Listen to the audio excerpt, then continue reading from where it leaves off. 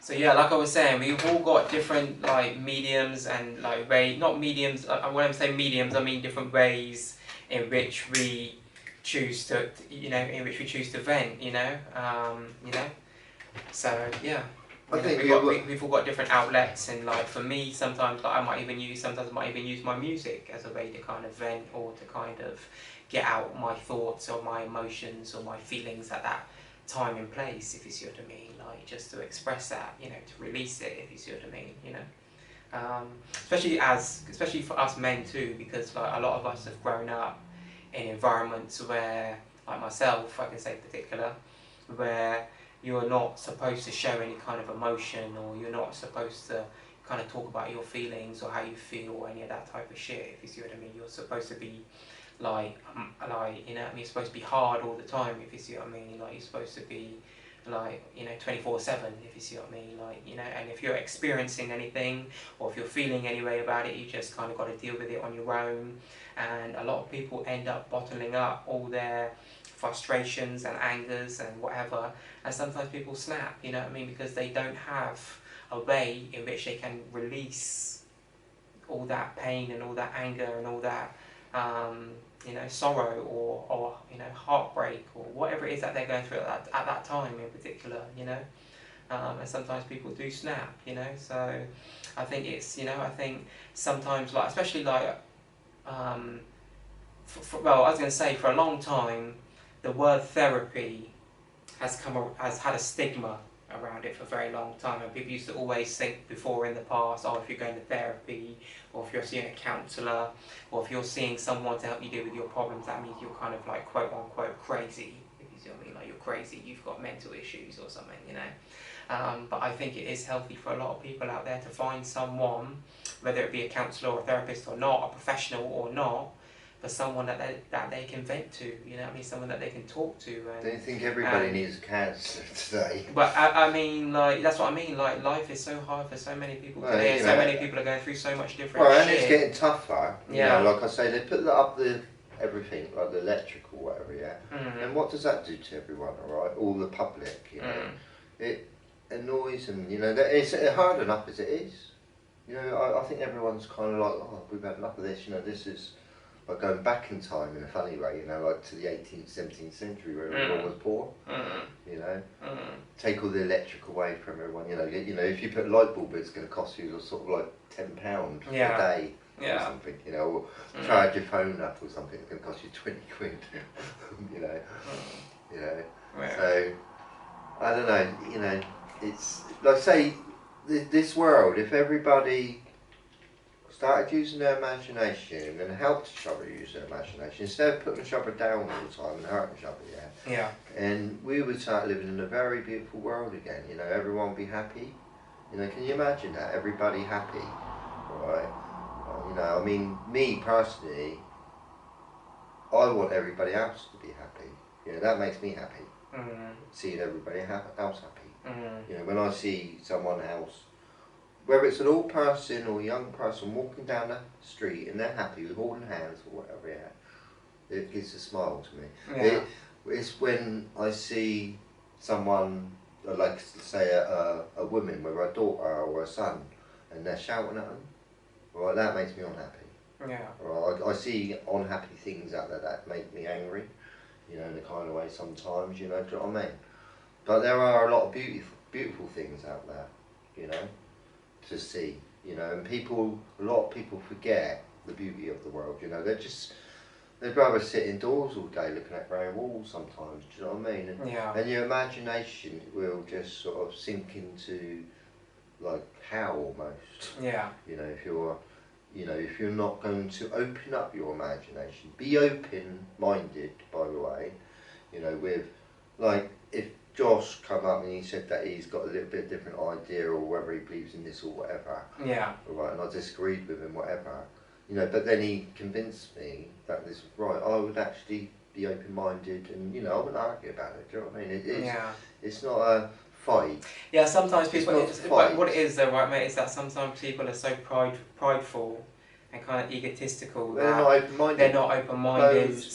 Some people sometimes, even when presented with new information, new whatever new factual information, even sometimes they're still dismissed. They're very dismissive. They still dismiss, whatever you've got to say, because they're so, stuck in their kind of own kind of thought process. I think we all need to be open. Like you said, all need to be open-minded, because we can all learn from each other. Like I was saying to someone the other day, like, even though I'm 30 years old, or my mate is 56 years old, we could both learn something from a child, even. You know what I mean? If you see what I'm saying. Okay, Like, I can learn things from my children. If you see what I mean, you can never be like. There's like I always say, that old saying of the fool thinks himself to be a wise man, but the wise man knows himself to be a fool. And it's so true. It's just that understanding that no matter how much wisdom or knowledge or whatever you've attained or gained over the years, or however long you've been studying, you know that even though you might have accumulated a large amount of knowledge and stuff that you can regurgitate and tell people and share with people, you still don't know everything, because there's so much knowledge and information is infinite. In my opinion, I think that's the best way to kind of put it. So no one can ever know everything completely, So why be, prideful and egotistical about it? We all, sometimes we're wrong about shit, and that is just the reality of life. And it's all about accepting that and understanding that and saying, okay, well, I understand now that I was wrong about that, and now I can change my perspective on it about life, in regards to it, or I can implement something different in my life because of it, or whatever. It's you have to be, I mean, today, with experience, talking about experience again. Yeah. You can either sort of like go to New York, and pay a lot of money, for airplane ticket, whatever, get over there, and go around the streets of New York and look at it, and experience it for real. But you can also go on Google Maps and look around as well, and kind of virtually experience it. I know you're not going to be feeling any wind, or you're not going to be smelling any smells or anything, but you'll virtually get an experience to... Visually you can see, you get an insight into what into what it looks like. It's actually teaching your mind whether you want to go there or not, or you can check another place out, right, like Hawaii or whatever, and go around there and see whether you want to go there or not. Do you know what I mean? But you can kind of get these experiences, funny enough, from the internet itself, and I believe, like, today, that people, and children, whatever, on the internet, they're learning, wherever they go on the internet, and they learn whatever they feel like learning. They're free to learn, do you know what I mean? Everyone's free to learn. And Google is like God. In a funny way, I get what you mean, It's like the computer universe. You ask it a question. It's like the universal search engine, isn't it? Yeah, it is. You sort of like, if you're interested in atoms, you can start studying atoms, or understand the nuclear bomb, how to make one, or whatever, or make a bomb. Not that I want to do that. We don't advertise, we don't condone anything like that. No. Just don't get it. That's scary. Don't get it misconstrued. No, but I mean, you can learn cooking from the internet. You can learn it all sorts today. I just find it a very quick way of learning. That's why, like, people, in all honesty, a lot of people out there, I hate to say it, and it sounds, I don't want it to come across the wrong way, but like you said, the reality is today that most people don't have an excuse, if you see what I mean. Most people don't have an excuse as to why they can't learn something, or try to get a trade, or try to get a diploma, or try to do something today. Because with the internet, like you were just saying, everything is so easily accessible today that you can go, like you said, you can even go on YouTube today and type in, how do I do this?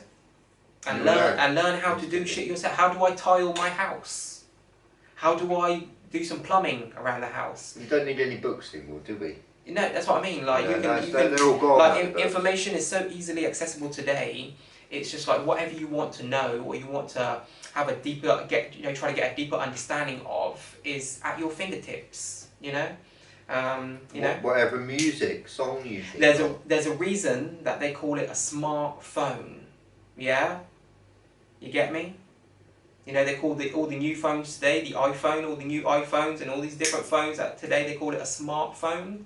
That's the reason. yeah, because there's a lot of shit in there that you can use to benefit your life and to make money, all sorts of, for all different reasons, for business purposes, for life, for everything, you know. Not just that, it's also a memory machine. Yeah. Kind of way, you know. That too. I find it sort of like, I've got my memory, which Yeah. is a huge database. Yeah. Big library of books, you know. I know quite a few. I think Josh knows a lot more words than me. He's a bit more intelligent with words than I am. Okay. But, you know, I know enough, whatever, you know. Yeah. But I've got like a big library of words, and I'm sort of flicking around there and sort of speaking right now to everyone at a super speed. Yeah. And I don't know what I'm going to say next. Mm. You know, in a funny way, you know, we don't really know what we're going to talk about next, you know. And it's just Yeah. quite very interesting how the imagination, because the imagination does it, by the way, you know, because I say, like, so you've got the music, which is, you know, the art of the ear, but I think actually writing is a spiritual art. Mm-hmm. It's a spiritual art, you know, because I notice, like, sometimes people write to me, and everyone's got a different way of writing, you know, and a different way of using their words. Yeah, yeah. And some people are not so clever, Mm. you know, and some people swear at you and they're rude, and they don't realise that, you know, how powerful words are. Some people, do you know what I mean? Yeah. Yeah. I just block people like that. Do you know what I mean? You know, do you know what I mean? You know, but you know, it is a very powerful art, actually. Language. Yeah. You know, it's an art. Yeah. And you know, even so, you know, like I know enough words, right? But I probably could improve my vocabulary by far, if you see what I mean. Yeah. Because I mean, when I left school, I mean, I was an artist at school. I had a very colourful imagination around me, and the teachers want me to read, you know, and sit there in a chair at school and do as I'm told. Yeah. You know, and this is a problem at school. You know, all the kids are sort of do some lines. How boring, eh? You know, just for an hour you've got to do lines. You know? Yeah, been there, done that. You know, if quite a few times. I personally say, do a picture of what you want. You know, like, you know, and they'd enjoy that. Do you know what I mean? And why are teachers trying to make children unhappy? You know, why are they punishing them? I think you can't even blame the teachers so much either, because the teachers are just paid to teach a curriculum that's provided to them by the governments. Yeah. Okay. So the teacher, you can't really blame the teachers so much, even if you see what I mean too, because obviously when you're kind of like in like infant school and all that kind of stuff, like when they have a lot more activities and stuff like that they do during the day that are catered towards the imagination, if you see what I mean, where they're doing puzzles or, you know, whatever the case may be, you know, whatever, nursery rhymes, all that kind of shit, you know, dancing around, you know, being interactive, all that kind of stuff. But as we all know, as you slowly progressively get older, it changes when you're going to school. So when you get to 7, 8 years, 9 years of school, you start to realise it's getting a lot more serious. You're learning a lot more. You're doing a lot more stuff. Like a step in it. Every year is a new step. They increase it. Yeah, it's like they turn the notch up. If you see what I mean, like more stricter. The notch of pressure up, so to speak. So as you get older, you realise that you get more subjects, and the classwork gets harder. If you see what I mean, you're doing English, maths, sciences, history, probably a foreign language of some description, whether it be French, Spanish, or something. Probably geography or some, lots of different classes they've got.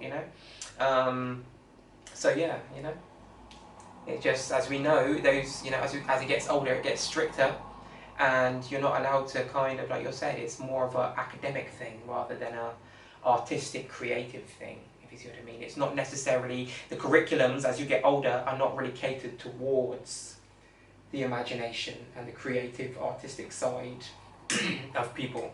If you see what I mean, it's just based upon academics. As we know. So yeah. And acting, drama. But you can't blame the teachers per se, like I was saying too as well, because a lot of those teachers, mate, a lot of teachers, not saying all of them, because obviously you can't say everyone's the same way right across the board with anything or anyone. But I think most teachers have got good intentions, if you see what I mean. But a lot of them are just getting paid to teach and regurgitate a curriculum that they've been given, that they've had to study, themselves, and now they've got to regurgitate that to younger people and teach them it, and so that they know it for the future, so that they can then they can pass all their subjects and go to college and go to university and continue the cycle of, you know. So I think like a lot of these teachers just got no imagination again. Do you know what I mean? You know, and they're actually teaching kids. Yeah. So you know, you've got teachers with no imagination, not much imagination anyway. Yeah. Yeah. Teaching children. Yeah. Yeah. You know, so yeah. you know, a good teacher's got to have good imagination. You know, like say, the imagination is the palace that makes you intelligent. That's that, I know that for a fact. Yeah. You know, and then you've got your knowledge of sort of say all the birds that you might know, yeah, and all the animals, all these names that you might know. Yeah. Yeah. Yeah. What does it matter? What does it all matter? Seriously, like say like Josh knows all the fish and I knows all the birds' names. Does it matter? No. You know, I mean, it's useful, isn't it? I might.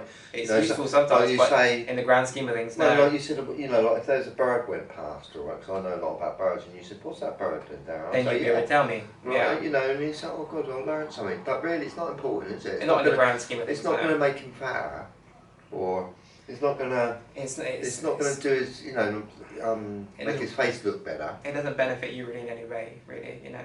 Well, you know, like it makes, you know, like the next person, because I told Josh what that bird was, right, whatever it was, and then his son says, "What was that bird?" He'd say, "Yeah." Well, I guess if you, I guess if you were going to pursue that as a career, like if you were to do something with birds or to do something with animals or whatever the case may be, then it would be very useful, if you see what I mean, or you know, or whatever. But like you said, outside of that, it really doesn't have, like in the grand scheme of life, in terms of like, you know, it doesn't really have much like significance, importance. You know, and a lot of plants and animals sometimes have got 3 different names because people have got different names for them. Yeah. You know, so you know it gets a bit complicated. You know what I mean? And then the French people got a different name for deer. You know, we've got all different names. You know, you know, and to me, you know, I just wish that there was just one language basically. Yeah. You know, but then the children would have to learn all the rest of the languages. See, it'd be a lot easier in a funny way. You know. But you know, the good thing about that too, though, is that mate, is when you are learning a foreign language, you're tapping into a different part of your brain. Yeah, but so that it's also in a good way. It's almost like I know you're accessing parts of your brain that not everyone does. If you see what I mean, you know, like there's some people out there that know 7, 8 languages and stuff. I know. So imagine being able to do that. Imagine being able to go between each language, if you see what I mean, you know. I mean, I can't remember his name, you know, because there's so many names like that. But there's this guy, I can't remember. He was quite famous, you know. I think he's dead now, but he just knew lots of different languages. You know, he's a royal family. Okay. And he knew like 30 different languages. You know, wow. At the time he was 4. That's a funny thing. Okay. You know, I think I've heard of it. Exactly. Yeah, by the time he was 4, right, he knew 5 different languages fluently, or maybe more than that. Yeah, honestly. Yeah. You know, and then by the time he was 20, he was he was. He was very famous, this guy, but I just can't remember his name. You know, but you know, me personally, when I was at school, didn't want to know French, didn't want to know German. You know, because the reason is because I don't want to go there. Really, you know, I'm happy where I am. You know, I'm happy knowing one language. Really, you know, I don't want to confuse my brain with lots of different names. Yeah. You know, like what's a frog in French? I don't know, but you know, I find it a little bit sad that like a lot of people they really don't use their imagination. You know. Yeah. We're being suppressed. That's it. Yeah. Yeah. Suppressed and oppressed. Yeah. You know, it's like this shutdown. How ridiculous. You know, I mean, that created mental health problems all over the world. Seriously. You know, and that's making people unhappy. Do you know what I mean? As soon as they got unhappy and angry about something, because that affected people in different ways, didn't it? Yeah. You know, I don't think it affected the Queen or the government. They really did their same job, and they were sort of saying, "Don't worry, we'll sort it out. Yeah. We'll sort it all out. We shut down, all right, yeah." Now they're giving everyone gifts and saying, you know, this is what we had to do, and that was that, you know. But honestly, absolutely ridiculous. Everyone's seen a doctor today, almost, you know. I think, you know, not everyone, but like I say, the shutdown it would affect, depending on what job you did, who you are, how many children you got, or whether you ain't got children, or whether you're on your own, or whatever. But it affected people so many different ways. You know, and then they said only key workers are allowed to work and all this, you know. Yeah. We're all key workers, for God's sake. Yeah. You know? Even the cleaners, key workers. And everyone that contributes to society. And it's, you know, like I found it, you know, I personally sort of retired myself, but, you know, the people that couldn't go to work because they weren't key workers, they weren't nurses, they weren't doctors or anything, or policemen, whatever, they'd stick at home, alright, on little money, whatever, and say they're not key workers. I find that, you know, they must have been a bit insulted that they're not part of the system. That's what I mean. It's almost like a division type thing as well. Like you said, it's like some people might have felt lesser than because they weren't deemed to be a quote unquote key worker. You see what I mean? You know. You know. Anyway, you know, you've got to accept, haven't we? You know, they've shut down. That's that. You know, but personally, I kind of like the edge shutdown, especially when there's no airplanes for a while. Well, it did do the environment a lot of good, as we all know, because there was, like you said, no planes in the sky hardly. Less, you know, there was no cars on the road in a lot of places. You know, a lot less traffic. You know, so there was a lot of benefits to like nature and the environment from the shutdown. You know, but obviously we don't want to go back to that way of living. We don't want to be shut indoors 24/7 and not be able to live our lives and be social and you know, whatever, you know, etc. You know, we want our quote unquote normal lives. You know, we want to be able to move around and see our friends and go to the shops or you know, whatever, go out occasionally or you know, whatever, you know. So I think it depended really whether that shutdown affected people really, depending on how powerful your imagination is in a kind of way.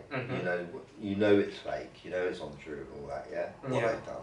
And you just got to accept it, you know, where some people were fearing, you know, even if they got sneezed or something, you know, whatever, and it, you know, they ended up committing suicide, some people, do you know what I mean, because they're fearing this, getting this virus or getting the flu or whatever. Yeah, well, it did petrify a lot of it did scare the shit out of a lot of people. I even know of a person who left their job. You know, they left their job because they were scared of it, if you see what I mean. This guy wasn't even working directly with people, if you see what I mean. He was just working in an environment that he could have potentially got it, and he left his job, you know what I mean. He said, no, I'm not working there anymore, you know. That was it, he was out, you know. People were that scared of it, if you see what I mean, you know. Some people, if you see what I mean, they were that, you know, petrified of it, you know. Yeah. Yeah, you know, like I say, it affected people different ways, you know. Depending on who you were and where you were. Some people benefited from it, and some people didn't. You know, so it really helped some people. You know, and for some people it didn't. You know, it just brought their life to a standstill and kind of like, you know. So, yeah. I mean, people want real change, don't they? People felt restricted and you know. Because of that, they were becoming quite unhappy and quite irritable and quite agitated and quite, you know, so, you know. We want to be free, like we're talking about. We want to be able to be free to, it's like you said, it kind of goes back to the imagination to a degree again. You know, being free to use your imagination to, you know, to think of what you want to do, if you see what I mean, and be able to do it. You know, what is freedom, you know? Yeah. Like, if you were put in prison for some reason, you still got your imagination with you, you know. The same as I'm sitting here, I can use my imagination just as much as I got to put away right now in a box. Yeah. Right, your imagination will go with wherever you go, and like I say, it is your home. It follows you, you know, and it can even remember your home. In a kind of way. I know that you're not home and you can't lay in bed, right? But your imagination is your home. It belongs to you, you know. And everyone's got a different imagination because, as I say, we all got different memories. But, like as we said, you know, collective memories, you know, from the outside world. Yeah. You know, so you got to So yeah, we're all kind of living in the same world, aren't we? You know. Yeah, Like, we're all connected. we're living in the same moment in time. And very similar. Exactly, that's it. We're all Yeah. living in the same moment of time at this time. I mean, this moment in Right time, now. this moment right now, yeah, is the oldest Josh has ever been in his life, and me, and the earth, the sun and all the stars, yeah, everything that you see, every tree, it's the oldest it's ever been. Mm. Yeah, the universe is the oldest it's ever been. You know, it's, you know, in the future it's going to be like tomorrow. It's going to be another day older. Everything. Josh is, I am, you are. You know, everyone's going to be a day older. Do you know what I mean? And that's that. You know, and the universe is kind of growing somehow. Just like we are in a kind of way, like the trees are. You know, like you know, it's sort of, I don't know. Yeah. Are you with me? Am I Yeah. going off on one? Because No, no. I'm smoking a lot. Because I do. Sometimes my mind, right? Yeah. I have got a big imagination. I must admit, you know. Sometimes it's been distorted because of my troubles, you know, Yeah. like divorces and stuff, and I can't do music anymore. Yeah. Or do what I want. You know, I have to sort. You know, like losing your home, for instance, right, and being homeless, yeah. And you can't really, you know, do any music because you ain't got a home. Yeah. You know, so, you know, you've got to work hard, get your home quickly and put a keyboard in there. Try and put your life back together. Yeah, before you can relax and start enjoying the moment again, I think, you know. I mean, like say a tramp really could be quite happy, you know, if he didn't feel like doing music or anything, you know. And just walking around the park, but he's got a really beautiful past, if you see what I mean, yeah. He's, say, a 50-year-old tramp, right, and he's had a really beautiful past, nothing's gone wrong or whatever. He's met a lot of people, and he's quite happy living with his past, beautiful past, being homeless, not wanting to own anything really, you know.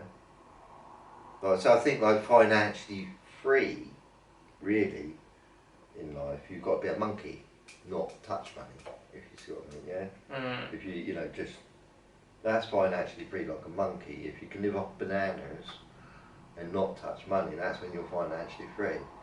But, you know, everybody that's using money is, some people are more financially free than others, yeah? But no one's financially free, because everyone's got to add up and do sums and, you know, put money in the bank or look at their bank account or whatever, yeah? I don't care who you are. Yeah. Right, where you can be financially free to the point where you've got enough money to do whatever you want to do every single day of life. Without, every minute of every day of your life, because you've got enough money to do that, if you see what I mean. You're completely your own boss, you don't answer to anyone but yourself, because you've just got enough money to live whatever kind of life you want and do whatever you want every single day. But like you said, we're all still connected to the system, if you see what I mean, the financial system that exists, you know. And if all that was to go away tomorrow, no one would have their money, would they? If you see what I mean, you know. So if it was all crashed tomorrow, the whole financial system. So say your memory crashed tomorrow, yeah? Your imagination crashed tomorrow. You would have no friends anymore. You would have no money. You would have nothing. You wouldn't even have yourself. You wouldn't be able to remember yourself. Yeah. Yeah. You wouldn't even remember the universe or the stars. You know, you wouldn't be here. You wouldn't exist. Yeah. You know, so then sort of like when you go to sleep at night time, yeah, that basically happens. Your imagination just shuts down temporarily in a funny way. You know, I know you dream sometimes, yeah. I think when you partly sort of wake up a little bit, the imagination wakes up a little bit basically, and it's sort of confused and it can dream of stuff, I think, yeah. But then when you wake up in the morning, right, all your memories come back to you, every one of them, you know, like who you know, what happened the year before with that friend, and you know your place with that friend, you know, but everything that you've learned so far, you'll wake up to, you know, and every new day that you do wake up, you might learn something else to add to that memory, you know, and meet more people, more friends to add to your, you know, that's why I think you've got to be careful sometimes, you know, like those monkeys and that see no evil and all that, yeah. You know, sometimes it's best to keep away from the outside world so you don't have bad memories, in a funny way, you know, and you've got to fill your mind up with beauty,